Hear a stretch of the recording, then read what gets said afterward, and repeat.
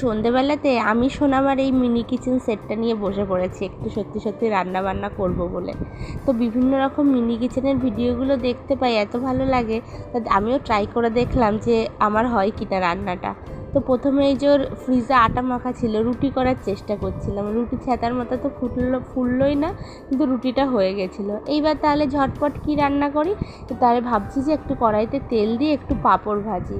এইবার তো নিচে তো জাল দিচ্ছি মোমবাতি দিয়ে, মোমবাতিটা পুরো গলে টলে সমস্ত দিক থেকে ধরে গেছে।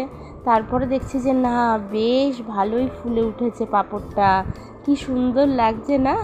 আমার তো বেশ মজা লাগছে, বেশ কিউট কিউট ব্যাপার একটা। তো একটা পাঁপড় ভেজেছি আর একটা পাঁপড় ভাজবো, তো ওইটা ভেবেছিলাম হয়তো হবে না, তাই জন্য দুটো পাঁপড় নিয়ে এসেছি। আরও কিছু আছে, সেগুলো আর ভাজবো না। তো এটাই একটা অভিজ্ঞতা সঞ্চয় করলাম যে ভালো সুন্দর রান্নাও করা গেল এই ছোট্ট কিচেনটাতে। তো